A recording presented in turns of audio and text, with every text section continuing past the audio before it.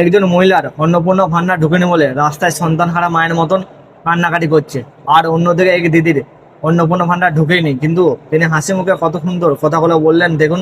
তারপর আমি কিছু বলছি। দিদি আজকে হঠাৎ ভিডিও অফিসে কি জন্য? অন্নপূর্ণা ভান্ডারের জন্য এসেছিলাম। আচ্ছা, হলো না, আমার তো 5 তারিখ থেকে দেখাচ্ছে যে কাজ হচ্ছে আর কি। আচ্ছা, তো আজকে এখন কি দেখাচ্ছে, কি বললো? আজকে ওই দেখাচ্ছে যে কাজ হচ্ছে, হবে। যদি আপনার কি আশা হবে না, যদি না হলে আপনার সরকারের প্রতি কিছু বলার? একদম কোনো অভিযোগ নেই, যদি না হয় সেটা কি করবো, না হলে কি হয়েছে। আমাকে যদি সরকার যোগ্য মনে করে যে আমি পাওয়ার অন্নপূর্ণা ভান্ডার পাওয়ার যোগ্য, তাহলে অবশ্যই দিবে।